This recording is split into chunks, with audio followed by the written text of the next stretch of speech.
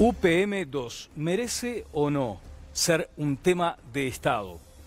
OPP y Economía y el Ministerio de Economía, ¿están en sintonía o asoma una vez más, como consecuencia de este asunto, aquel fantasma de los dos equipos?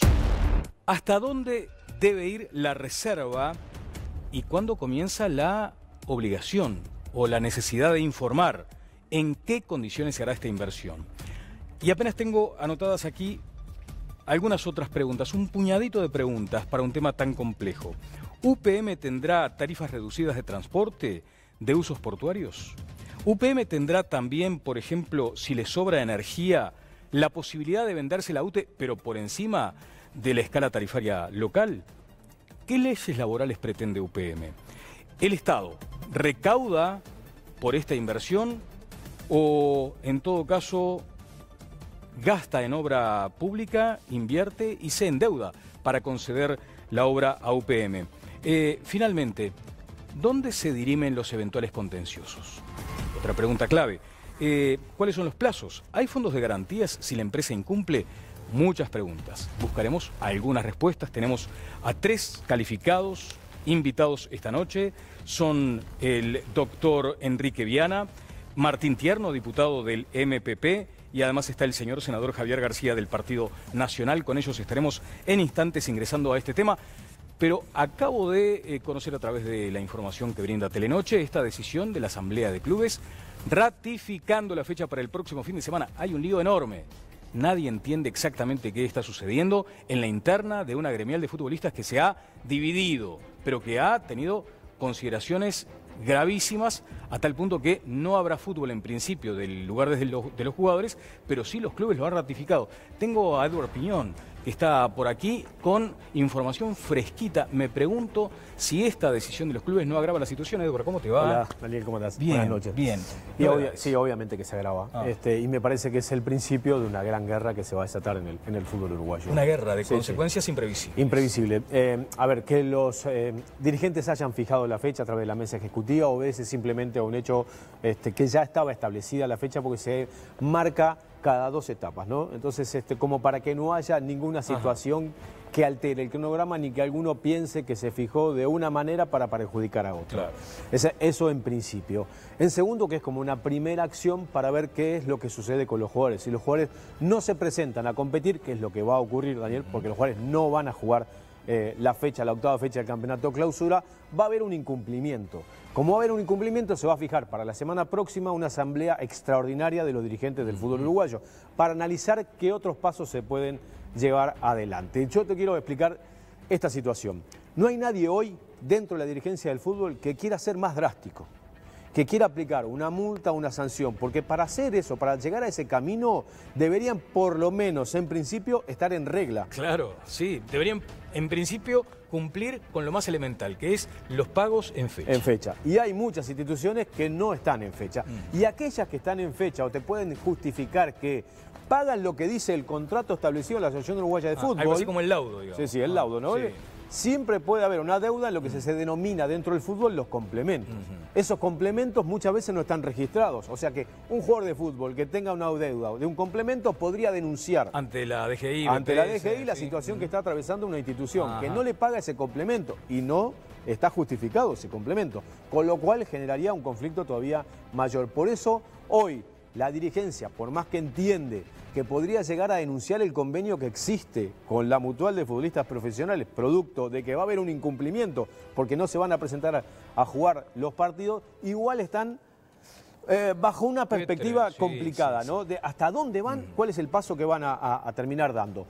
El origen de todo esto, dónde nace todo este conflicto que vemos en el fútbol uruguayo hoy. En los derechos de imagen. En los derechos de imagen, el enfrentamiento entre los jugadores de la selección, la Mutual de Futbolistas Profesionales y particularmente la empresa que tiene los derechos. Mamita, vamos a tener que seguir de cerca esto. Muchas gracias, por favor, Edward Piñón con la última información sobre esta situación vinculada a la Mutual, esta interna de la Mutual.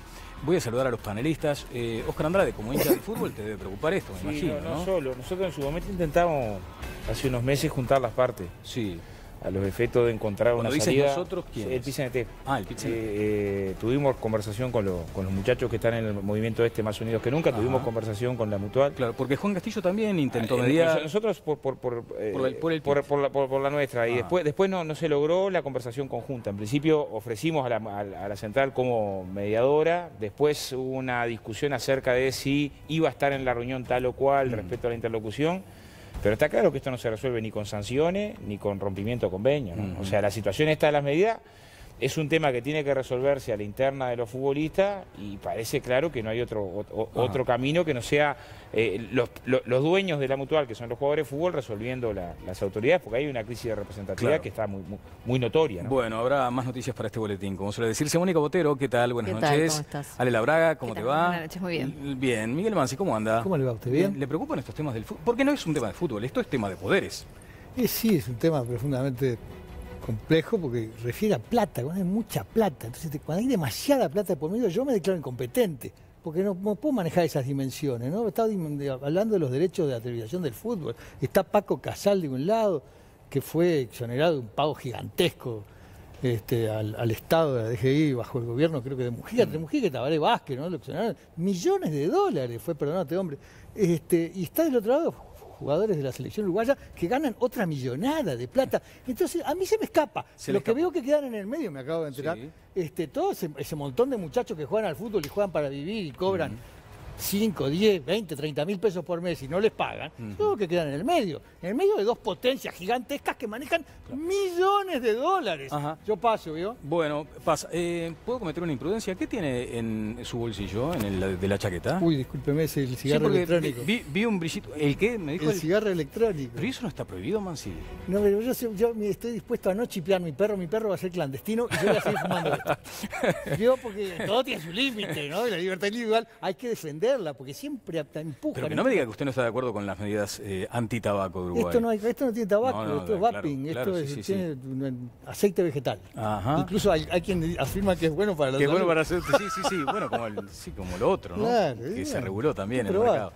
Bueno, Ale Labraga tiene novedades sobre otro asunto que vamos a tocar. En principio, hoy, con algunos minutos, pero que justificará, seguirlo muy de cerca, Ale, las elecciones en Venezuela. Sí, exactamente. Recordar, bueno, de qué se trataban estas elecciones que en principio se habían esperado que se realizaran el pasado mes de diciembre del año 2016, estas elecciones regionales que finalmente se llevaron a cabo el pasado domingo. Recordar que Venezuela es una república federal y que como tal está dividido en entidades, ¿no? Lo que se llaman entidades federales, y se elegían los gobernadores de esas 23 entidades federales. Finalmente el resultado dio un espaldarazo al oficialismo y por allí una derrota, entre comillas, a la oposición, ¿no? Y una denuncia de fraude en el Exactamente. medio. Bueno, después se levantaron y esto seguirá, por supuesto, porque cada vez se escuchan más voces, no solamente dentro de Venezuela, sino también a nivel internacional. El resultado fue de 17 de esos gobernadores para el oficialismo y 6 para la oposición. ¿Comentarios de esto, Mónica? Y bueno, realmente el espectáculo que está dando Venezuela a mí me genera una gran tristeza. Durante años cubrí información de América Latina y uno cuanto más conoce, más le duele. Quizá la oposición ni siquiera tendría que haberse presentado porque fue una forma de convalidar este proceso eleccionario. En una de esas, ahora no tendría que quejarse. Se sabe que hubo irregularidades, pero estaba previsto que podía llegar a verlos. Entonces uno se pregunta por qué lo aceptan. Pero bueno, es el eterno debate, ¿no? Pasó acá en el 82 en las internas y bueno, no garantizaba que estábamos en un régimen democrático, pero había una idea de estar presente. Es el gran dilema, ¿no? Cuando hay este tipo de regímenes, ¿qué hacemos? ¿Convalidamos con presencia o no? Algo de lo que decía Mónica que está bueno también acotar, que es que la convocatoria para votar vino tanto del oficialismo como de la oposición, ¿no? Que la gente fuera a votar en este caso, en esta instancia. Sí, primero ahí, a ver... Es un riesgo, ¿no? La oposición está dividida con respecto a la votación, ¿no? La Mesa de la Unidad Democrática convocó a votar y hay sectores de la oposición que siguen convocando a que tiene que caer el gobierno sin elecciones. Eso claramente quedó demostrado. Yo traje a través de periódicos de la oposición. Me parece que se da un primer paso. De hecho, la oposición avanza. El chavismo tenía 21 de las 23 gobernaciones, y en este caso quedó con 17 de las 23 gobernaciones. Después habrá que analizar más finos resultados.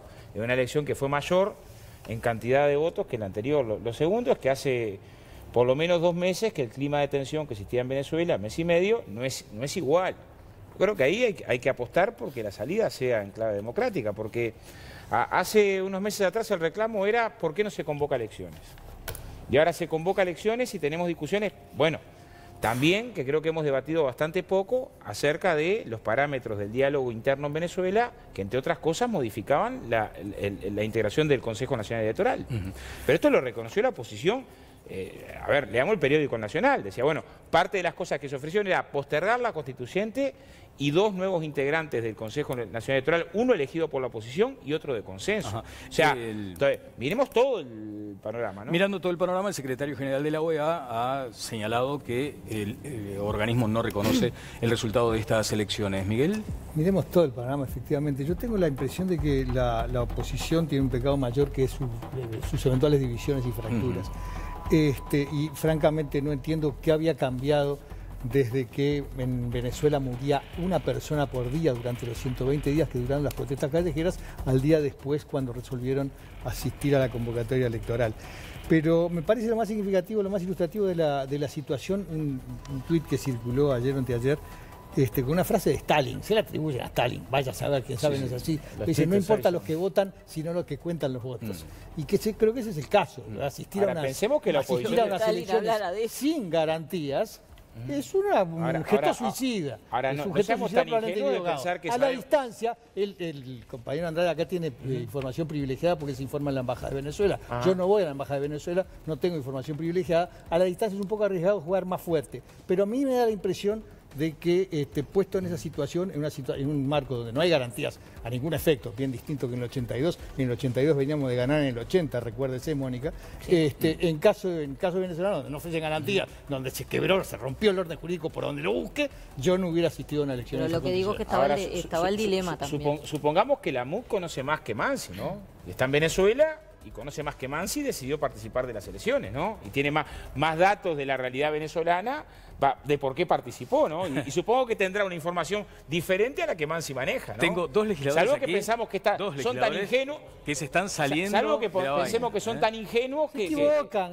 como se equivocó el PC1 en el 73 cuando apoyó el golpe. La gente se equivoca. El golpe que dio Bordaberry del Partido Colorado, dígalo. El golpe que dio Bordaberry del Partido Colorado. El golpe que dieron los militares cuando no reconocieron al ministro de Defensa. No, señor, no es verdad. Y llenaron después de funcionar. Bueno, muy bien, gracias. Hay un hecho. Hoy hablábamos de las pasteras. Las pasteras en su momento generaron aquellos conflictos bilaterales terribles. Hay un hecho que no sé si va a generar un conflicto bilateral terrible, pero sí generó polémica. La visita de Randazzo a la chacra del expresidente José Mujica. Creo que tengo un material de eso. Me interesan apenas algunos comentarios del panel, porque además no quiero seguir haciendo esperar a los invitados. ¿Qué pasó en esta visita? Fue de 3 horas, además. Randazzo habló de las aptitudes humanas, morales, políticas de Pepe Mujica, como lo llamó. Vamos a ver ese video.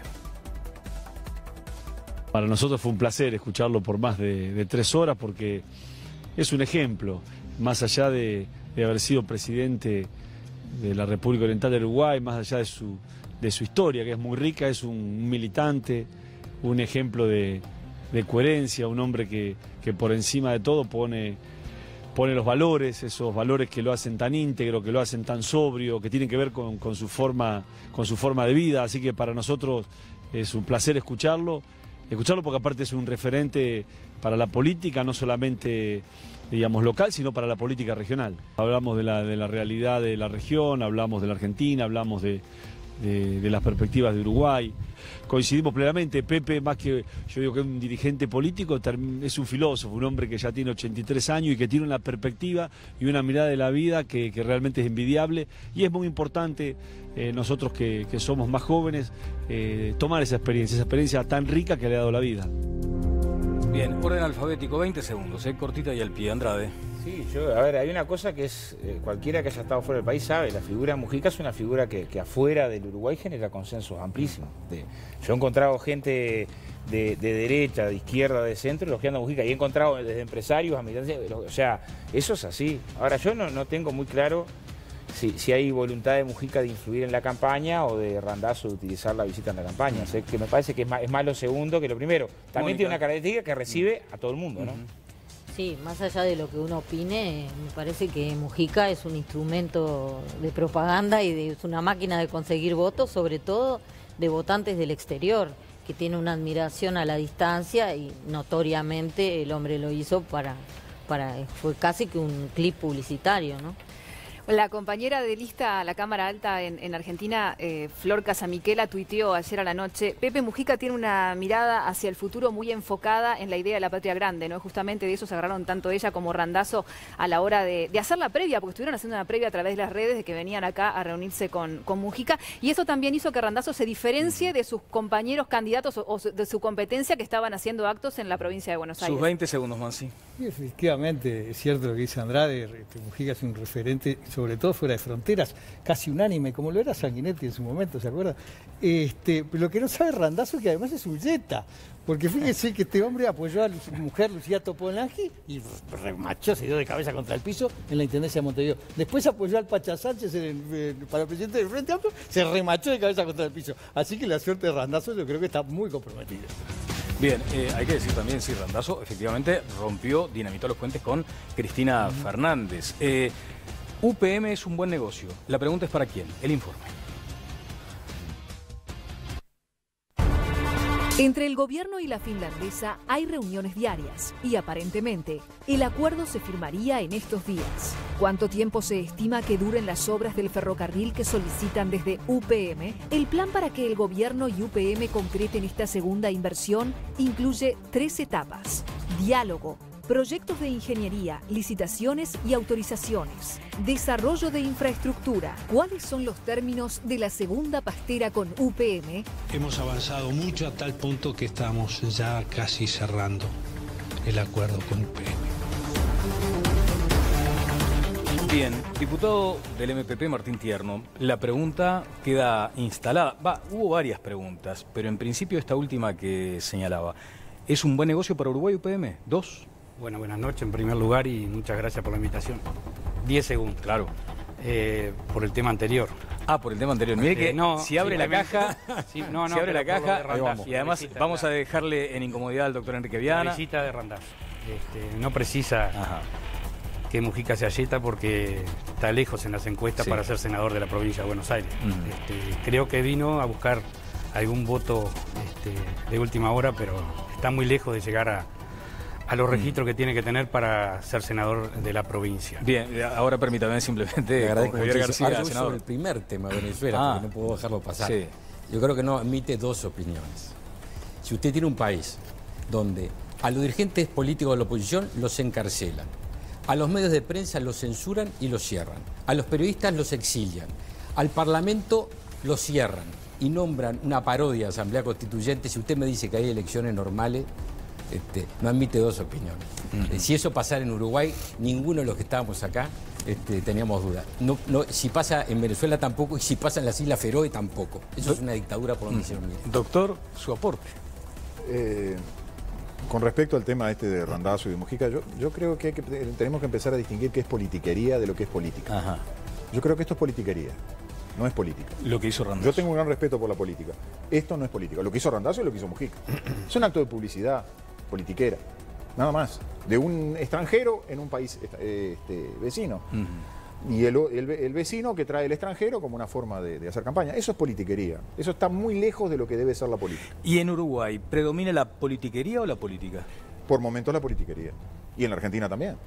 Es decir, es un mal que viene con la política. Es quizás del lado opuesto de la política. Está en el medio de 2 políticos. Con respecto a lo de Venezuela, yo voy a decir algo que quizás pueda asombrar. Sí. Pero en Venezuela hay oposición. Yo tengo mis serias dudas que en Uruguay exista oposición. Javier. Y la libertad es libre. Yo tengo el mayor respeto por el fiscal y tiene todo el derecho a opinar eso. Él y gente, por supuesto. Y usted tenía un matiz sobre importante. el tema de la política, creo que Uruguay se diferencia bastante del resto, por lo menos de los vecinos, porque realmente acá hay política y no politiquería.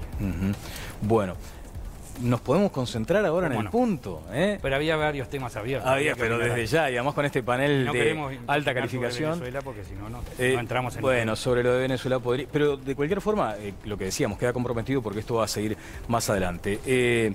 Vayamos al tema de UPM 2. La pregunta es esa, ¿no? Porque hay algunas dudas sobre el papel del Estado. Decíamos en el programa anterior, esa luz amarilla que se encendió cuando el 3 de Economía, Andrés Massoyer, decide dejar su cargo inquieto, en principio, por algunas cuestiones que estaban incluidas en esa negociación. Se dice que no hay secretismo, pero lo cierto es que no se conoce a ciencia cierta qué es lo que se podría llegar a firmar. Sí, hasta ahora. Creo que el presidente ha sido muy cauto.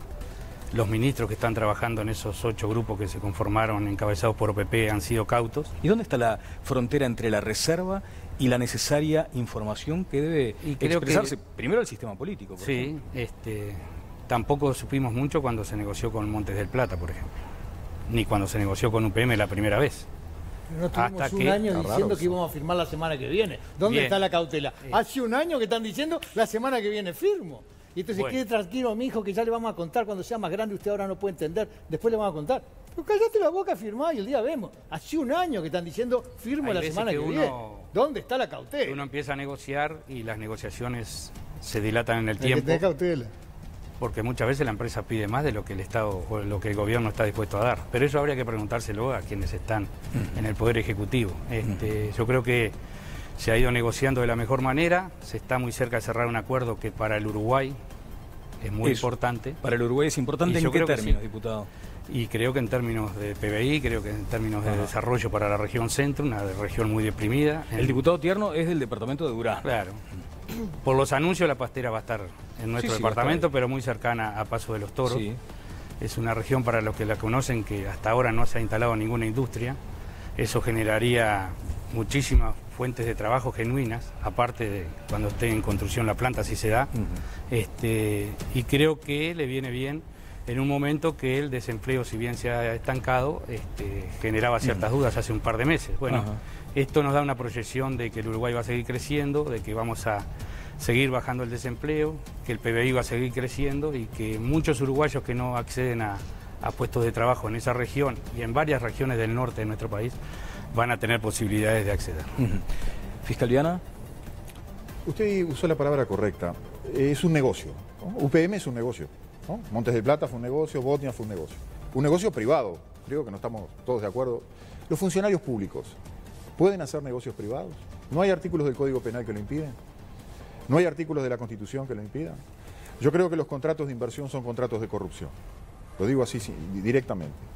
De corrupción, no la corrupción puntual, concreta, del soborno, de la coima. Creo que son contratos de corrupción como lo sostenía Montesquieu, como lo sostiene un norteamericano, Glitgard, como lo sostuvo Mariano Grondona. Son contratos, mecanismos de corrupción sistémica, de corrupción estructural, en la cual el Estado negocia cosas innegociables, entre ellos la separación de poderes, la soberanía parlamentaria, la soberanía del pueblo, la prórroga de jurisdicción, una serie de elementos que no son negociables se pasan a negociar en un contrato privado. Ahora, Enrique, permítame simplemente una precisión, porque de pronto en la casa quien está escuchando dice, ¿y cuál es la idea?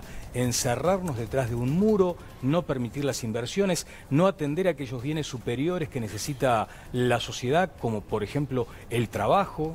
No firmar contratos de inversión, no firmar contratos que favorecen la corrupción de las instituciones públicas. No firmar ningún contrato, por definición. No firmar contratos de inversión, no firmar tratados de inversión como sostenía el Frente Amplio y sostuvo durante tanto tiempo el Frente Amplio. No firmar tratados de inversión, no firmar el Tratado del CIADI. El Uruguay en 1965, gobierno colegiado, votó en contra del CIADI.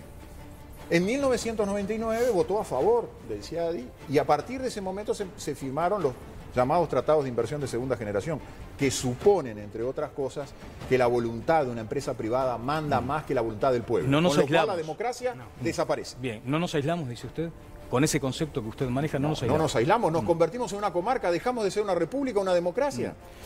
Cosas mucho peores que aislarnos. Yo creo que está bueno que hoy en día todos el sistema político concuerden que es necesaria la inversión. Hagamos un poco de historia.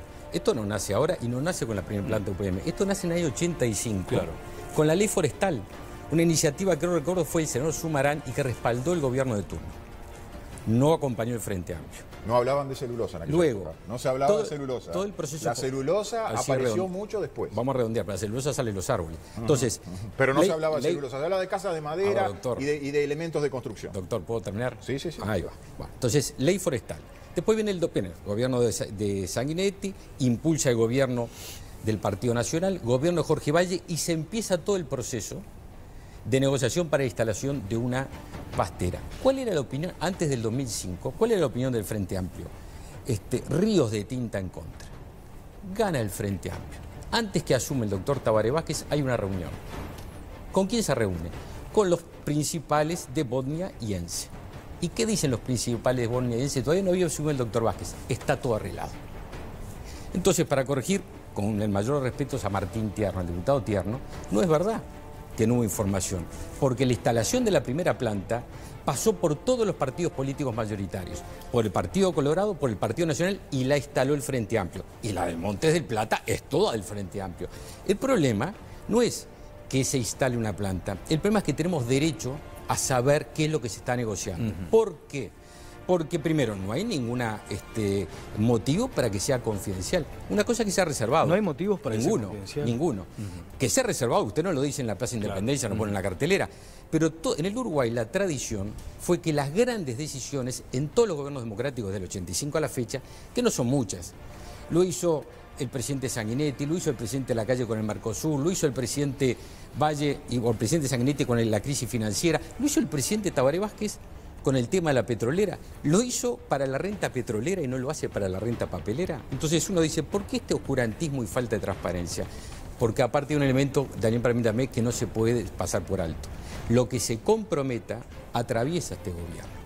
Entonces los demás gobiernos, que nadie sabe de quién van a ser, no solo tienen el derecho, tienen la obligación de saber lo que compromete el actual. Bien, quiero ir con el panel. Antes, por una alusión, diputado Tierno. Sí, no, yo estoy seguro que la información en estos días va a estar llegando a los líderes políticos. En el Parlamento, la comisión que yo presido, la de Transporte y Obras, el diputado Laizola del Partido Nacional convocó a los dos ministros, a Astor y a Rossi. Pero el pescado va a estar vendido. Nosotros habilitamos la convocatoria, a pesar de que había compañeros que estaban, por lo menos manifestaron que estar en contra, porque entendemos que es bueno que se le dé la información a los parlamentarios en el lugar antes de que se tiene que dar. Martín, el tema es que aquí va a haber una responsabilidad. Los ministros están convocados. No. ¿Por qué no al pueblo? Y en el Parlamento es la caja de resonancia del pueblo. De los diputados y de los senadores. ¿Por qué no al pueblo? No, la comisión tiene derecho a saber. La comisión puede ir cualquiera y las actas son públicas. No está encerrado en ningún lado. Se propuso que todo se iba a hacer pero no lo propuso el Frente Amplio. No, el Frente Amplio directamente no quiere mostrar las cartas. Hay una propuesta del Partido Nacional, la va a mostrar. Estamos al final de la negociación. Aquí hay un problema que no es la confidencialidad. Creo que hay mucha... La confidencialidad Enrique, voy a ir con usted. Antes cerramos, por favor, diputado. Sí, no, que se está a punto de cerrar por lo que dijo el presidente en esta semana o la semana que viene. Tanta ansiedad para saber lo que se está negociando. Creo que estamos todos de acuerdo en que hay que manifestarle. Gracias, Javier. Al pueblo. Gracias. Sí, a ver, Enrique, por favor. Faltan horas. Bien. La confidencialidad es un síntoma. Faltan horas. La confidencialidad está grabado. Daniel, la confidencialidad es un síntoma. Es la fiebre del paciente enfermo. El doctor me lo corregirá si estoy equivocado. La confidencialidad oculta algo. Esto es como la infidelidad conyugal. Aquí se está causando un daño y se están defraudando algunas cosas que causan vergüenza y por eso se mantienen ocultas. Con Montes de Plata, ¿saben quién fue el que consiguió que el contrato de Montes de Plata dejara de ser confidencial? Este triste fiscal que está aquí presente. Y le valió a este triste fiscal que lo trasladaran y lo tiraran a un costado como lo tienen tirado a un costado hoy, por haber, entre otras cosas, abierto a la visión en qué consistía el contrato de inversión con Montes del Plata. Este que viene ahora es mucho peor, todavía se está anunciando. Es mucho peor. Vamos a tener detalles de eso. Voy a ir con el panel. Antes repasaremos lo que decía a Radio Sarandí el presidente de la República, Tabaré Vázquez, lo que generó en cierto modo algunas dudas, porque mientras el ministro de Economía hace no tanto había señalado que todavía estaba todo muy verde, el presidente se apuró a decir que efectivamente era inminente la firma con UPM. Vamos a escuchar. Esta negociación de UPM fue muy intensa, horas y horas de trabajo y de reuniones con nuestros equipos, pero también entre nuestros equipos y el equipo negociador de UPM. No fue fácil, vamos 1 año y 3 meses negociando, reuniones semanales, bisemanales. No ha sido fácil y a veces hemos avanzado, a veces hemos retrocedido, pero hoy debo decir, hemos avanzado mucho a tal punto que estamos ya casi cerrando el acuerdo con UPM. A consideración, por supuesto, del Gobierno Nacional en el Consejo de Ministros y de las autoridades centrales de UPM. Pero los equipos negociadores ya hemos logrado un acuerdo en el 99 y pico % de los temas tratados. En cuanto firmemos ese acuerdo, estaremos dispuestos a dar con total transparencia el texto del acuerdo como debe ser y a responder todas las preguntas que se nos quieran hacer. Pero sobre el hecho consumado, puede decirse por parte de algunos críticos. Daniel, ¿vio lo que dijo el presidente al final? Que van a informar después que esté firmado con transparencia. Es la confesión de que ahora no hay transparencia. Por eso ¿Usted se imagina qué pasaría si el gobierno fuera de otro partido político y se supiera que hay una negociación confidencial entre el gobierno de cualquier partido con una empresa multinacional? ¿Qué diría el Frente Amplio? Miguel Mansi. Mire, yo creo que este programa es la prueba de la infamia. Este mismo programa es la prueba de la infamia.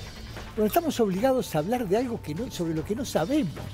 Es maravilloso. ¿Y qué pasa? Que tenemos toda vocación de improvisadores. Nos encanta chapucear. ¿Por qué estamos hablando de esto? Porque el presidente de la República habla día por medio de esto. Nos amenaza con esto al mismo tiempo que nos dice, tranquilos chiquilines, cuando crezcan les voy a contar de qué va.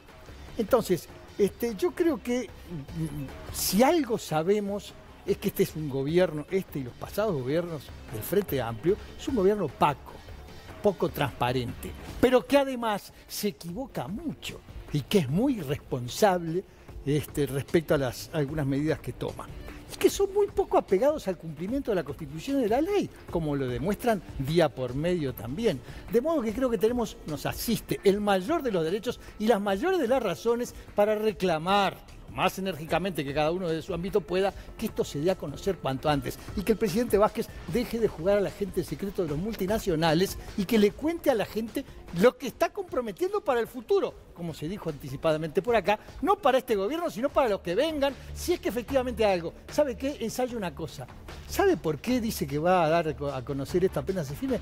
Porque se va a firmar viru. Se va a firmar lo que en el ámbito internacional en inglés se conoce como un MOU. Memorandum of Understanding, que no es nada, es una declaración de voluntad como en buena medida fue el episodio del acuerdo gremial que se firmó y sobre el cual seguramente puede dar más cuenta nuestro compañero en la siniestra Andrade. Nada. ¿Qué van a firmar los finlandeses con un país que le debe $1.000 millones en infraestructura? Nada van a firmar, van a decir, si vos haces el tren, de repente yo pongo la planta. Mónica. Sí, me parece que hay quizá dos frentes para analizar este tema. Uno es el lado de la comunicación, que es de lo que venimos hablando básicamente, que es el hecho de que me parece que el Poder Ejecutivo sigue teniendo problemas con su política de comunicación, con la forma en que le traslada a la gente esto que está negociando y en especial en este caso el presidente y sus asesores.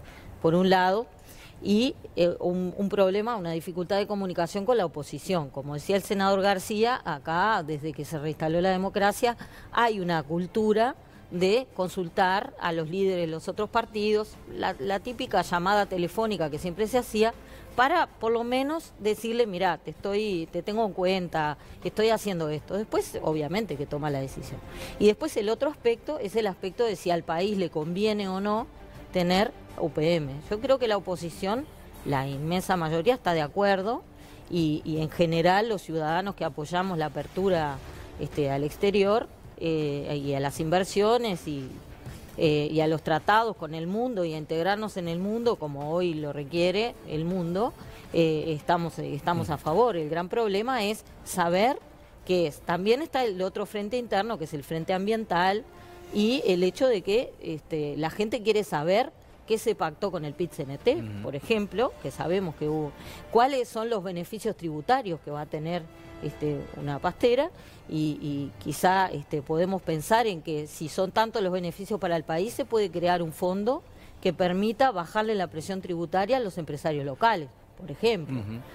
Hay muchas cosas para conversar sobre varias de las el tema, preguntas ¿no? que se planteaban al comienzo, Óscar, a ver. Sí, Simplemente un apunte, ¿no? medio- Porque medio dice, asombrado. todo el sistema político no concuerda con esta inversión. Unidad Popular se opone al modelo celulósico forestal, lo dice Martín Barrero, creo que es de Durazno. Sí. Barrero. Sí, A ver, primero habría que atemperar, ¿no? Nosotros tuvimos este debate hace un mes y medio atrás, lo tuvimos con Miguel y lo tuvimos con Conrado, donde el planteo era, UPM no existe. No existe, no hay ninguna posibilidad de instalación, ninguna, por lo tanto los anuncios públicos respecto a las negociaciones son una farsa que se inventa para tapar los problemas del país, ¿no? Entonces, no se puede hacer ese discurso un día y al otro día venir y decir, bueno, me falta información sobre la instalación inminente.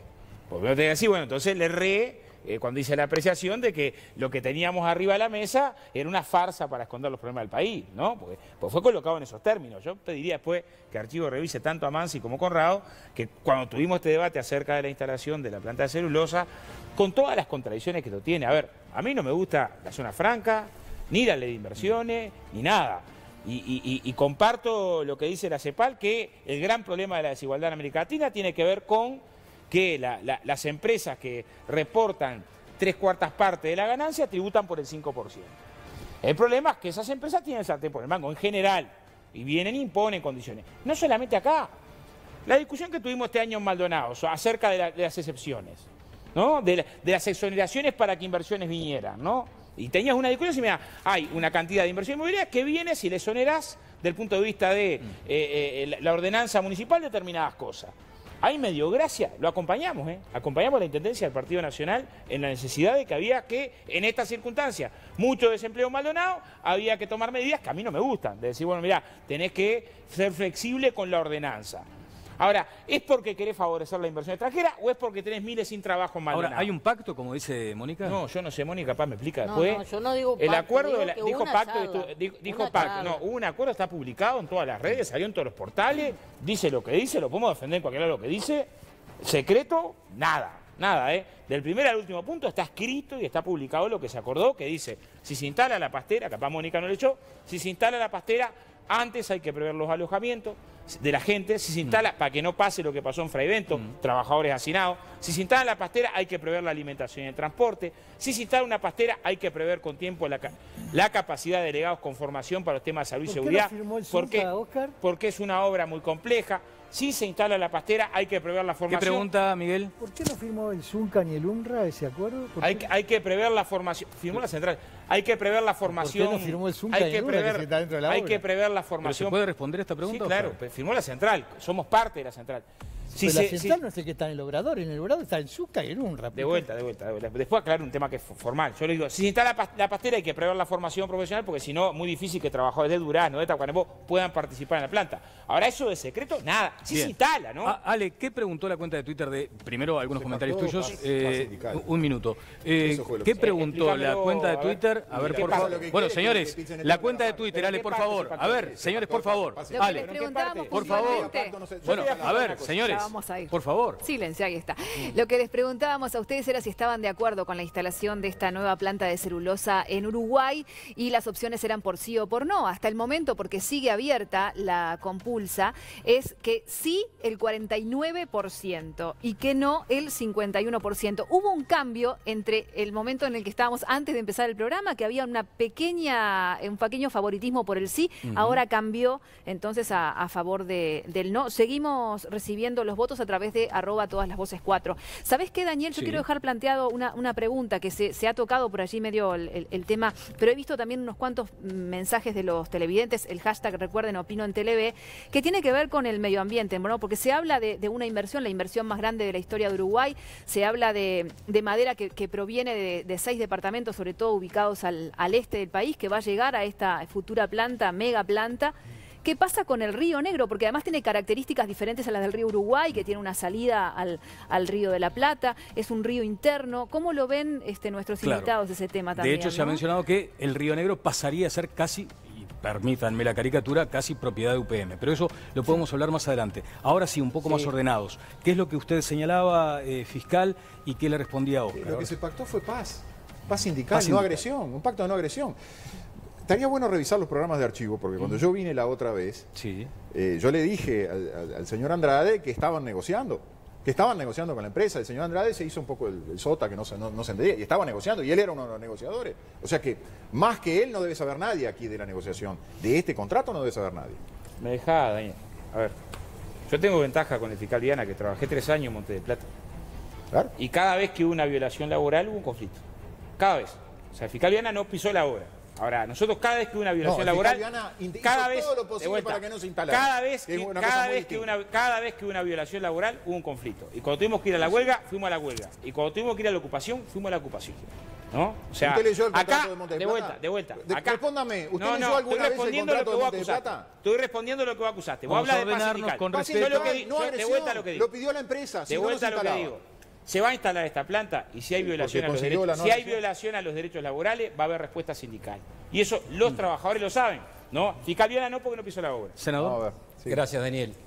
Yo creo que Óscar Andrade mezcla aserrín con pan rallado.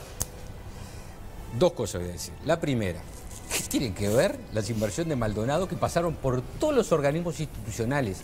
Todos, junta departamental, todo, con una negociación secreta a sola firma, donde el presidente de la República no sabemos qué otorga en materia tributaria, no sabemos qué otorga en materia medioambiental, no sabemos qué otorga en materia laboral. A ver, Óscar, no, puede ser que no haya entendido, pero es la primera vez que se privatizan las relaciones laborales. Andrade logró una cosa bárbara, privatizó las relaciones laborales y le agregó otra cosa. Andrade no trabajó en Monte del Plata, Andrade estaba en planilla en Monte del Plata. Mire, le voy a contar. Le hizo una entrevista a Montevideo.com el 21 de octubre del 2013. Le dicen, vos ahora no estás en una obra, no trabajás. Le dice el periodista, Talía Fierro, creo que se llama. Gerardo Teolefa. Y dice Óscar, estoy en Monte del Plata. Por convenio colectivo, los dirigentes del sindicato tenemos 55 días de fuero anual, más una bolsa de horas que se distribuye. En el convenio con Monte del Plata, firmado en agosto, se generó una licencia más amplia para los compañeros que estamos en la dirección nacional. No. Sí, ¿y qué le repregunta la pregunta 23? Dice, ahora, en la práctica, no estás, ahora, en la práctica, no estás trabajando, utilizás el fuero que te permite el convenio colectivo. Sí, no estoy trabajando. Hasta septiembre del año pasado, por menos un día o 2 tratamos de vincularnos a la planta. De vuelta, Javier. Vamos a hacer una cosa. No seas mal. Mira, Javier, yo tengo un año menos que el candidato que vos votaste a la presidencia, ¿no? Un año menos, ¿no? En historia laboral lo llevo robado. Bueno, parece robado, de vuelta, robado, pero déjame redondear. Trabajaste menos que Isidro Cañones. De vuelta, Javier, hay 7.000 trabajadores, Javier, vamos a respetar el uso de la palabra de cada uno. De vuelta. Y en la Cámara hay 7.000, de vuelta, Javier. Hay 7.000, de vuelta, Javier. Javier, tú le vas a permitir a responder.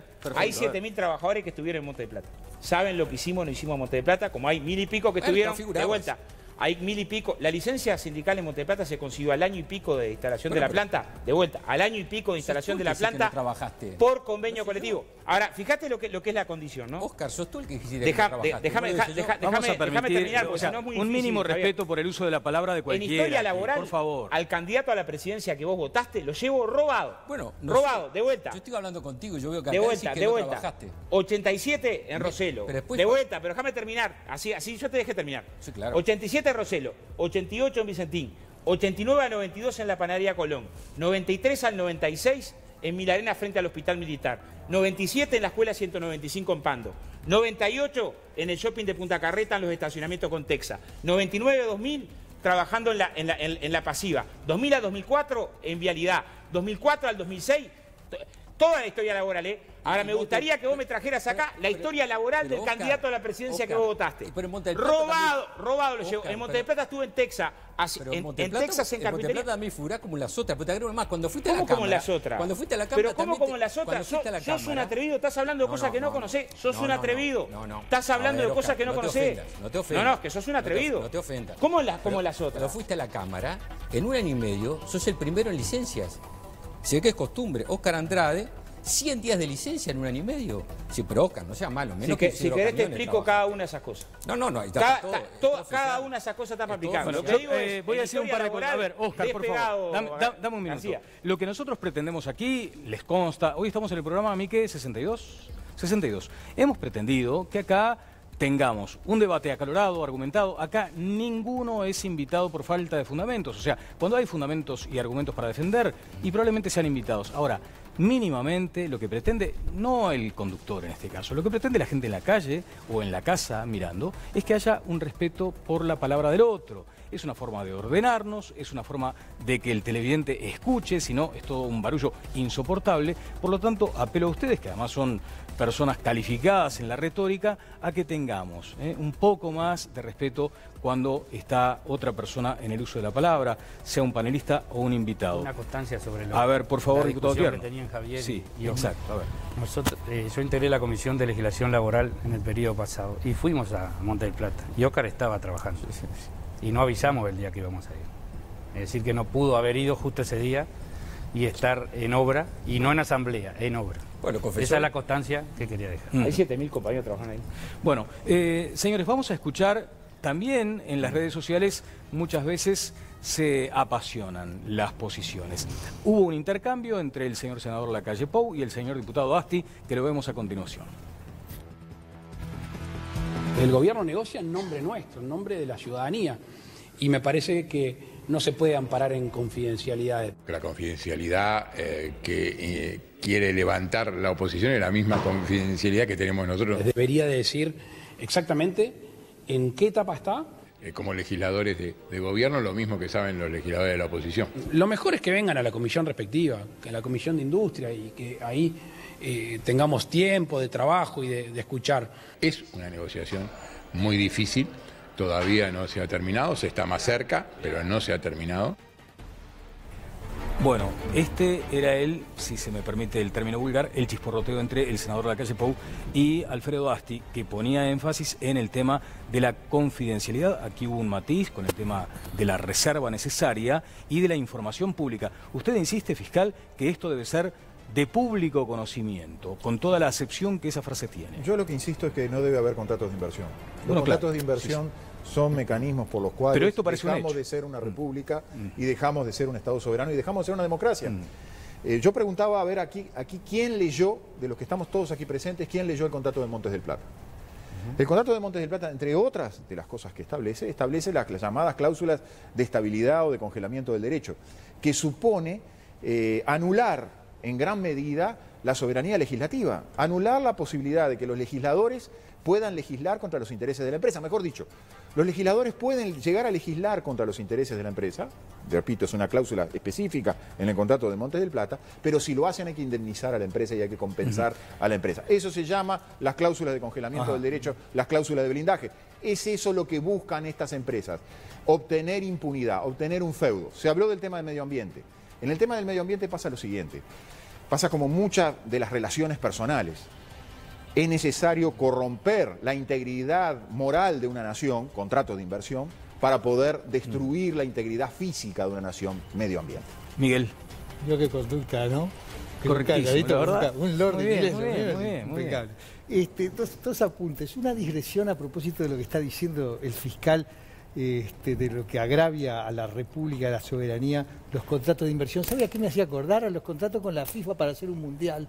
Mire usted, pasa lo mismo, ¿no? Hay transferencia de jurisdicción, de soberanía, vienen otros y hacen lo que quieren. Pensé en el mundial, del cual desde ya estoy en contra, definitivamente. Y hay corrupción. Pero como siempre que hay mucha plata hay corrupción, es que van muy asociados.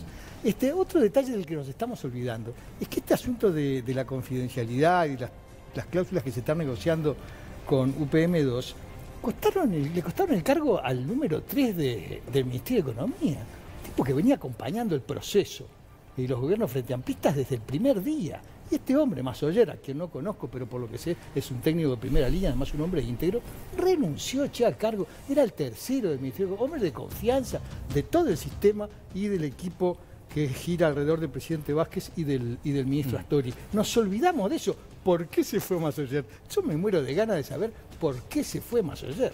Pide la palabra Mónica. Creo que para volver a reubicar de qué estamos hablando. Por un lado, me parece que hay que ponerse en el lugar del gobierno y están negociando una inversión de 4.000 millones de dólares que va a salvar y que va a impulsar la economía de una manera muy tentadora. si uno se pone en el lugar de ellos, más allá de que comparta o no, pero hay que ponerse en ese lugar. Y la otra parte está pidiendo una cierta confidencialidad. Creo que quizá ese es un gobierno que nosotros elegimos para representarnos y para negociar en nuestro nombre. Hay una oposición que creo que tiene derecho a participar, por lo menos a ser informada, y que los que votaron a esa oposición y tienen a sus representantes en el Parlamento deberían confiar, porque llega un momento que vamos a tener que confiar en los representantes. Estamos en una sociedad donde hiperdemocrática, donde todos queremos saber todo y que nos informen de todo y tener derecho a cuestionar todo. Eso es espectacular. Mónica, ahora, pero... también puede trabar el ejercicio de un gobierno, ¿no? Por algunas respuestas ahora sí, pero me permito simplemente abrir un paréntesis con el diputado Tierno, porque se han mencionado algunas cuestiones que tienen que ver además con la localización de la planta. El otro día estuvimos con Telenoche en la localidad, en Pueblo Centenario, que es donde podría estar instalado UPM en toda esa área, y allí había conformidad de la gente. Es lo que perciben ustedes, diputado, que la gente está conforme con esto. Sí, hay mucha expectativa desde que el presidente anunció hace 15 meses que podía estar esa inversión en la Había como una competencia ahí entre Durazno, no, Durazno y pero Tacuarembó. hay mucha expectativa por lo que dije al principio, ¿no? Hay una demanda de trabajo que hasta ahora no ha podido solucionarse y que esta planta de UPM indudablemente que le va a cambiar. ¿Y no le dicen, por ejemplo, que esto es pan para hoy? No solo de la región sí, centro. Sí, claro, es mucha gente. En la zona de influencia... La planta se va a alimentar de la cosecha de los árboles, que como se dijo acá, y está en 6 departamentos. Sí, sí. Y esos árboles hay que transportarlos. Claro, pero me pregunto... Es decir, que trabaja mucha gente en torno a una planta de celulosa. No solo la gente que está trabajando después que la obra termina. Ajá, bueno, ese es el asunto, porque muchas veces se dice, bueno, hay un pico de actividad laboral, bueno, la planta se está armando, lógico. Y luego... es algo lógico cuando se hace hace una obra de dimensiones como la que... Sí, pero la gente apunta a otra cosa, es decir, bueno, pero después quedan unos pocos trabajando, y no es aquel impacto en el mercado laboral. No sabemos cuánto porque está dentro del contrato de Es muy fácil saber, hay que ir a Fray Bentos.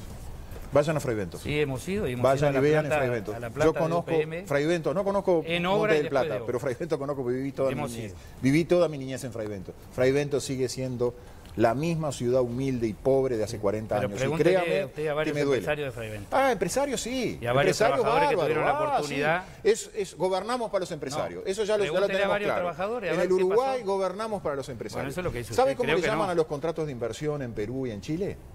Contratos ley. Tengo 2 legisladores, aquí me rodean 2 legisladores. Averigüen por qué les llaman contratos ley. En Perú, en su momento, estuvieron establecidos en las leyes de minería. Luego los incorporaron al Código Civil. Y en determinado momento, adivine quién los incorporó a la Constitución. Aquellos que nos enseñaban en facultad que hay normas inconstitucionales dentro de la Constitución. Bueno, se da en este caso. Los contratos ley fueron elevados por Fujimori como norma constitucional. Los contratos ley suponen la supresión del poder legislativo en favor de los intereses de una empresa privada. Senador García. Un comentario respecto a lo que decía Mónica, que lo hace de la perspectiva que nadie puede dudar de la buena intención. Pero desde Artigas para aquí, todos aprendimos que es muy veleidosa la probidad de los hombres. Y lo único que garantiza es el contrato. Por eso la transparencia. Pero aparte, no hay que solo pensar en los 4.000 millones de dólares que pone el extranjero. Hay que pensar en los 1.000 millones de dólares que ponemos todos. Y la única forma constitucional de dirigir dineros públicos en Uruguay es por ley presupuestal. No puede ningún jerarca, por sí ante sí, destinar la plata de los uruguayos a donde él quiere. Lo único que lo garantiza es la ley. Y por eso queremos saber. Enrique, sobre la pregunta que planteaba hoy Alejandra Labraga, y es el impacto sobre el Río Negro. Es un desastre. El impacto, tú mencionabas que alguien está diciendo ya que UPM se va a adueñar del Río Negro. UPM se adueñó del Río Uruguay. Vamos a ser claros. Del Río Negro se va a adueñar también. Es un desastre. El Río Negro tiene un caudal muy inferior al del Río Uruguay. Es un río que tiene bajantes muy importantes. Es un río que ya está contaminado, salvo que me vengan a decir que echar organoclorados lo va a mejorar, cosa que no es así, lo va a empeorar. Hemos tenido una mortandad de peces que tampoco se sabe cuál es su origen. Se están discutiendo los organismos del Estado a ver qué fue lo que se hizo mal. Pero parece que hubo un error humano ahí, ¿no? Sí, pero mire que la última versión parece que no. Ahí ya UTE parece que se quiere sacar las responsabilidades también. Pero fueron técnicos de UTE los que admitieron el error. Sí, bueno, posiblemente. Ese es el gran problema que tenemos. El Estado, en la medida que se vuelve socio del gran contaminador, llámese UPM, llámese Monsanto, en medida que se vuelve socio, es un cointeresado. ¿Podemos confiar en ese Estado? No. En ese Estado no podemos confiar. Claro, eso es lo que... Ese es el problema de los contratos de inversión. Lo que se busca, permítame, lo que se busca Enrique, con los contratos de inversión es eso, anular el Estado.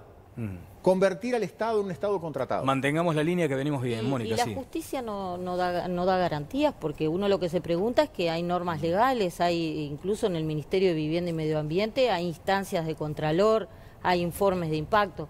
Pero además otra cosa, ¿no se va a plebiscitar todo esto en el 2019? ¿No corre demasiado riesgo el gobierno si hace un desastre tan grande? La democracia, sí, Mónica, no funciona con un pase libre de un gobierno que hace lo que quiere por afuera de la ley. La idea es que la oposición se entere. Lo que diga el referéndum. Hay normas legales, la justicia existe, lo que pasa es que hay concesiones en materia tributaria, en materia medioambiental, en materia laboral, que los uruguayos, el sistema político, tiene derecho a saberlo. No hay razón para esconderlo.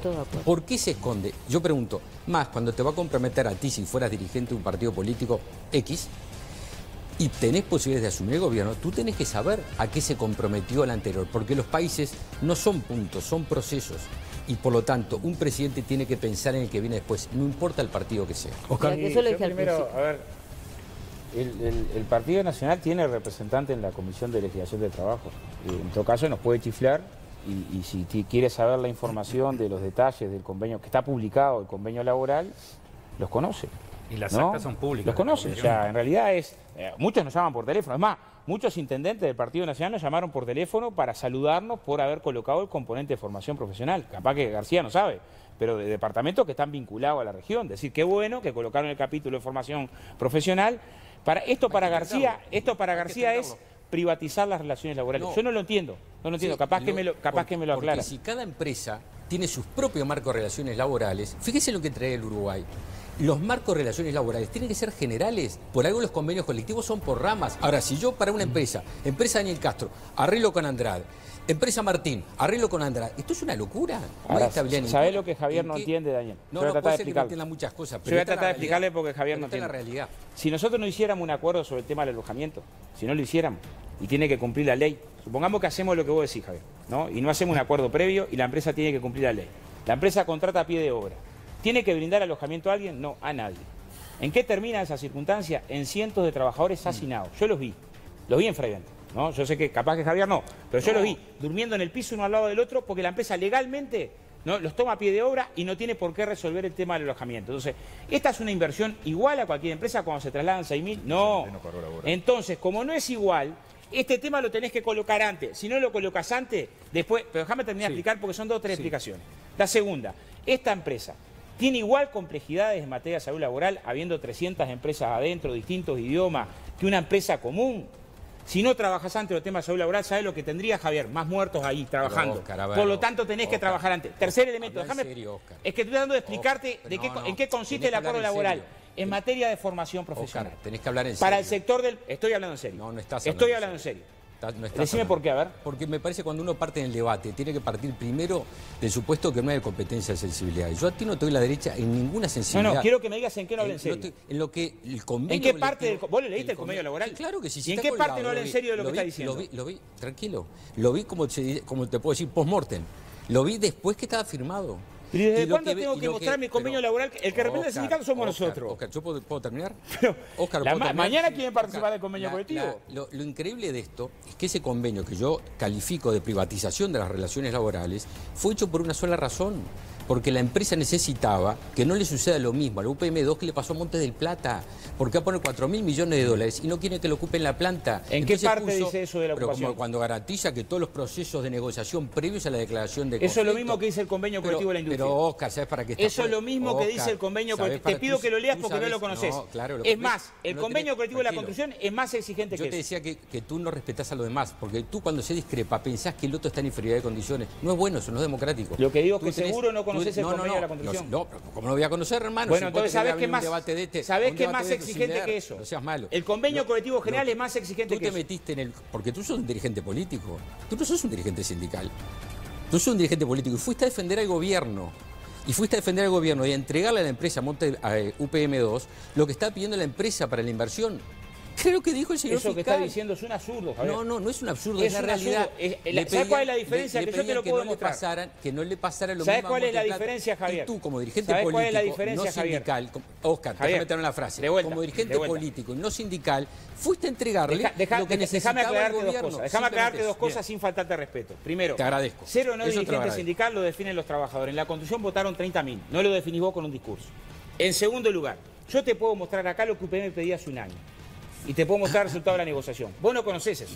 Yo sí. Y si es todo secreto, hermano, ¿cómo va a conocer? A ver si nos entendemos. ¿Desde cuándo un ¿desde cuándo los partidos opinan en un convenio? Hay un dialogado. Pero permitime un poco. No. ¿Fue que acaso un convenio colectivo de la Constitución tenés que opinar vos? Gracias, Miguel. Miguel está pidiendo la palabra, Oscar. Miguel está pidiendo la palabra. Gracias. A ver, Miguel, que te voten los trabajadores para definir. Tú sos representante de un partido político. ¿Cómo perdemos la línea? Voy a ir a la tanda, Voy a ir a la tanda. Si no logramos respetarnos y mantener la línea, lamentablemente tenemos que acomodarnos en otros términos. Miguel Mansi está pidiendo la palabra. Adelante, Miguel. Yo quiero volver sobre un punto que levantó el senador García, que me parece bien importante, porque se va a acabar el programa y nosotros venimos hablando de la eventual inversión de 4 o 5 mil millones de UPM y no hablamos nada de la contraparte, de lo que se obliga al país. Naturalmente es puras especulaciones, porque no estamos a la vista de los convenios. Yo quiero poner dos cosas arriba de la mesa. Eso, a lo que se obliga al país, es materia de infraestructura, que se habla poco, porque se dice 1.000 millones de dólares para establecer el ferrocarril central del Uruguay. Hoy entré a la página web antes de ir para acá, no hay nada. En la página web no hay nada, no hay un pliego, no hay una agenda, no hay nada, es una vergüenza. ¿En qué página, Miguel? La página web de Ferrocarril Central del Uruguay se llama, que es el proyecto que lanzó Rossi en presencia del presidente de la República con bombos y platillos, algo así como el 5 o 6 de agosto del año que corre. Es una punta. Las concesiones ambientales, las concesiones tributarias. Todo lo que el Uruguay se compromete a poner, que naturalmente interesa a todos los uruguayos porque involucra no solo al patrimonio, sino a la soberanía, bien, como anotaba el fiscal. Quiero hacer una última... Alejandra tiene algunos detalles, ¿no? Y renuncio a... Bueno, a ver. ¿De dónde? Oiga... ¿Quién firmó la confidencialidad? La famosa confidencialidad que se viene invocando una y otra vez para amparar el secretismo con el que se viene manejando. ¿Quién la firmó? Hay un acuerdo firmado. ¿Pero quién firmó ese acuerdo? ¿En virtud de qué normas? ¿En virtud de qué marco jurídico? ¿Quién se obligó en nombre mío a mantener esto en secreto? Quiero ver esa firma, quiero ver por lo menos la cláusula de confidencialidad. ¿No me quieren mostrar el acuerdo? Muéstreme la cláusula de confidencialidad, dónde está firmada y en qué se ampara. ¿Qué dice la gente en la calle? Porque además, esto decíamos con el señor diputado Tierno, generó expectativas en Durazno, en una zona muy golpeada además, donde no hubo, como usted señalaba, inversiones, bueno, de este porte ni que hablar, pero no hubo inversiones que generaran por lo menos un aliento de posibilidad de empleo. Pero ¿qué dice la gente más aquí, en la zona sur? A ver. ¿Está de acuerdo con la instalación de una nueva planta de celulosa en nuestro país? No, no estoy de acuerdo. Sí, estoy de acuerdo. Sí, de acuerdo. Sí, estoy de acuerdo. No, no estoy de acuerdo. Sí. Sí, estoy de acuerdo. Sí, estoy de acuerdo. No, no estoy de acuerdo. Sí, cómo no, yo estoy de acuerdo. Sí, estoy de acuerdo. No. ¿Está de acuerdo con la instalación de una nueva planta de celulosa en nuestro país?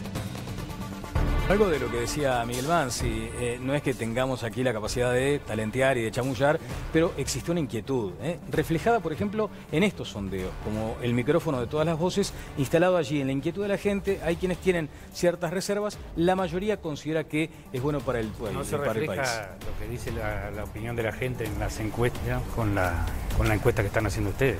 Acá amplia mayoría a favor. ¿Y cómo vamos a ir? Acá no sé cómo va. Ya lo estoy haciendo un refresh. Estamos si el pueblo no sabe. 55% dice que no, está de acuerdo, sabe? 45% dice que sí, se amplió un poquito el margen respecto al no sobre el sí. 55 no. Va en contra de lo que dijeron. Mientras el pueblo no sepa, el pueblo no tiene capacidad de decisión. Hagamos que el pueblo sepa todo, que escuche todas las opiniones. ¿El PIT-CNT está a favor de la confidencialidad? No. ¿Y por qué no lo manifiesta y sale a manifestar que está en contra de la confidencialidad? Internamente lo que tenga que hacer, ¿no? Acá. Ahora, yo de vuelta, ¿no? Pero, acá no está, pero no lo dice. Pero, a ver, de vuelta. Ni con la zona franca, ni con la de inversión. Conceptualmente, te puedo decir, yo ponía el ejemplo en Maldonado de una circunstancia concreta.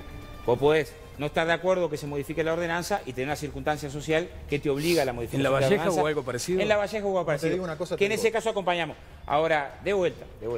Ahí me gustaría que Javier García, pues yo no me quiero enojar, ¿no? Pero me diga qué cosa entregamos. ¿Qué cosa entregamos? ¿No? Porque es un planteo muy duro, ¿viste? Entonces me vas a tener que explicar qué cosa en el convenio laboral está entregada. ¿Cuál? El agotamiento, llamamos, lo que acaba de decir el fiscal en 3 letras. La paz sindical. ¿Qué es lo que le ¿Dónde pidió? dice eso? ¿Puedo contestar? No, Sí, pero sí. muchacho, es lo que vos fuiste a firmar. ¿Pero dónde dice eso? ¿Por qué fuiste a firmar? Porque UPM, no te lo dice. Es lo que tú sabes que decía y tú fuiste a arreglar. Porque UPM necesitaba que no le pasara después de poner 4.000 millones de dólares, que no son dos monedas, como le pasó a Monte del Plata. Dijo, yo voy a poner 4.000 millones de dólares para que la barra de Andrade me lo ocupe. No, muchacho, acá viene Andrade y firma. Yo voté esa ocupación. Acá firma, y lo hace en doble condición. Lo hace en doble condición, de dirigente sindical y ¿Y qué es dirigente lo que firma? dirigente ¿Dónde dice no político. ocupar? Y firma un acuerdo donde todo el proceso de conflictos va a llevar un largo mecanismo. ¿Qué largo para que mecanismo? ninguno, ¿Pero qué largo mecanismo, Javier? Tranquilo, para que ninguno de los muchachos ocupe la fábrica. Porque pone 4.000 millones de dólares de Oscar. Que tú Pero no sabes dice eso 3 que se dice en condiciones. ningún lado. 3 condiciones. Pero hermano, tú sabes cómo es esto. Sí, claro, Tres- claro tres- que sé tres cómo es esto. condiciones. El que sabe Las poco sos exoneraciones vos. tributarias, ¿ves cómo es cuando un comunista No, pero- tiene eso? Cuando una persona discrepa con él, Claro, pero agravia. no es contrafáctico, Y yo no Javier. agravio. ¿Pero cuál es el Sí, agravio? o- No, objeto- yo le digo que sabes poco, ¿No es Javier. especulación eso? No, no es especulación. No es Para- contrafáctico. no es contrafáctico. Porque si no hay No es algo que contrafáctico. esté- o sea, porque si, si no no lo se dice hubiera- expresamente. No, Daniel, porque si no se hubiera juntado. ¿Por qué se juntaron? Porque lo que le estaba pidiendo es De vuelta, venga el Daniel, ZUNCA, ¿me dejás? venga el UNRWA, venga el OPP, Voy a venga ir el Ministerio contigo, de Economía un minuto, y acá sí. me ponen que no ¿Me me ocupan dejás la planta. ¿Me Un dejas minuto, explicar? dame un minuto, Oscar, por favor. Sí, decía sobre este tema. Sí, correcto, pero es notorio que la empresa exigió que el PIT-CNT, el brazo duro, el brazo conflictivo, el que me puede arruinar mi negocio, viniera acá a pactar paz sindical. Si no, yo no me instalo. La empresa extorsiona y pide condiciones. En su momento, con el tratado con Philip Morris, Mujica lo dijo. Tienen el sartén por el mango, es la presión extorsiva que nos marcan. Eso es lo que pasa cuando se negocian los contratos de inversión. ¿Dónde se resuelven estas cuestiones? No, pero no- Estos no, diferentes, pero, por a ver, ejemplo. no se Y puede bueno, llamar estos diferentes, ese es uno de los grandes problemas. Otra de las cláusulas que tienen estos contratos son las cláusulas de prórroga de jurisdicción. Los jueces uruguayos no pueden juzgar los conflictos del Estado con la empresa. Diputado Tierno, Estaría decía. bueno para la teleaudiencia que Oscar pudiera en Aclarable, algún momento, informar lo que dice el contrato. Sí, claro. Es un contrato marco. Lo pueden leer, está Acá publicado. No hay nada. No hay Pero el ningún contrato de contrato. inversión, él sabe lo que No hay dice. un vuelta, contrato. no, contrato de Oscar, inversión. ¿usted sabe lo que dice el No estamos hablando de contrato de inversión, yo no quiero enredar. Yo voy a tratar de Me contestar. asusté, pensé que sabía lo que, con la lo que dice el empresa. contrato de inversión. No tengo idea. O lo Voy a sabrá. tratar ¿Lo de sabe o no lo sabe? ¿Usted sabe lo que dice el contrato de No, mi inversión? amigo, voy a tratar de contestar Ah. lo que dice Javier. El acuerdo firmado con UPM dice, las partes se comprometen a agotar las instancias de negociación antes de tomar medidas. Las partes. Esto implica que no puede haber ni un despido, ni una sanción, ni una rebaja categoría, ni una reestructura de ninguna empresa hacia adentro. Ninguna ocupación. Hacia ningún trabajador Pero antes, Dice la de ley vuelta, laboral. Pero antes de obvio, agotar las La ley instancias de laboral, negociación. No precisa un contrato para eso. De vuelta, el Con convenio compás. colectivo de la construcción dice lo mismo. Entonces, O sea, ¿para qué fuiste? de vuelta. ¿Para qué fuiste? Traté de explicarte, dice lo traté mismo. de explicarte recién. Capaz que no entendés o querés que la gente no entienda. no. Te explico de vuelta por qué era importante Insista, salud laboral, dijo aquel. por qué era importante el alojamiento, por qué era importante el traslado, por qué era importante la formación profesional. Bueno, esos 4 componentes Fuiste los porque tus negociamos compañeros que fueron antes. a Finlandia se vinieron con ese deber. Nunca fui a Finlandia. No, tus compañeros Lo fueron a negociamos Finlandia, antes. se vinieron con ese deber. Lo negociamos Por favor. antes. Después lo que tenés es especulación. ¿no? Yo puedo no. pensar que Javier es un loco jodido. ¿no? el viaje- Digo, mira, el viaje- no, pienso yo- que Javier es un loco jodido. Entonces pienso que El es un viaje loco a jodido. Finlandia, el Lo viaje que a está Finlandia- firmado es lo el que viaje está a Finlandia no Déjame fue de terminar. turismo, Lo que está hermano. firmado es lo que está firmado. Y lo que está firmado es lo mismo que dice el convenio colectivo Bien. de la construcción. Gracias, Lo mismo. tengo que ir a una pausa. Luego de ella ya... Además tengo un consejo de Ale, ¿no? No me olvidé hoy, por suerte. Luego de ella vamos a venir ya con el redondeo de una primera parte, porque quien imagine que un asunto de tanta sensibilidad, de tanto impacto, se reduce a un programa de televisión en un rato, está equivocado. Lo seguiremos, haremos el intento por explicar algunas de estas cuestiones tan complejas. Luego de la pausa, la palabra final de los panelistas, de los invitados. Ahora el consejo de Ale. Sí, atención, porque Paganini Rossi te ofrece un 30% de descuento en un gran colchón, con 5 años de garantía y a un precio chiquitito. Resortes importados, línea Supreme, 2 plazas, última generación, no se dan vuelta. Precio de lista 9.990. Precio final 6.990. Somier completo, precio de lista 17.130. Precio final 11.990. Y las almohadas van de regalo. Comunicate por WhatsApp al 094-503-278.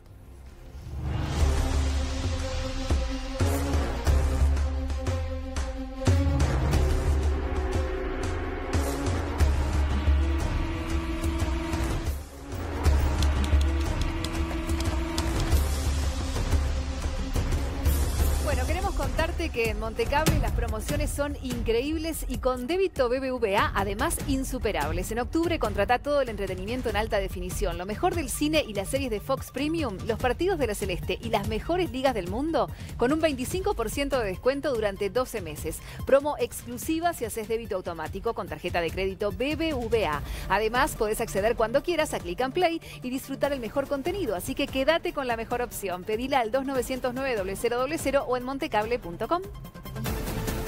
Así que cuando haya conflicto, que venga Viana. Esa es la conclusión. Claro, Y Viana dice que no va a haber conflicto. Básicamente. Porque los únicos conflictos que hay son los que el PIT-CNT dice que hay. El próximo convenio colectivo lo voy a firmar sin consultar al directorio del Partido Nacional. Mire, aquí la señora Botero hizo una linda apreciación, que fue el tema de la justicia. Sí. ¿Hay justicia ambiental en el Uruguay? ¿Hay fiscales que protejan el medio ambiente en el Uruguay? Al único que lo hacía, lo tiraron por un costado. El fiscal verde. Correctamente, sí, pero hoy no, hoy lo está tirado por un costado. ¿Hay justicia ambiental en el Uruguay? No, no existe justicia ambiental. Senador Javier García, muchas gracias por sus minutos. También al señor fiscal Enrique Viana, también al diputado Tierno de Durazno, del MPP, al panel, que como siempre es un privilegio. Me le hicieron complicado hoy. Debo reconocer que... Ya la tuvo Andrade, hoy sí complicado la tuvo Andrade. El reencuentro será el próximo jueves, 20 y 30, con todas las voces. Que pasen todos muy bien.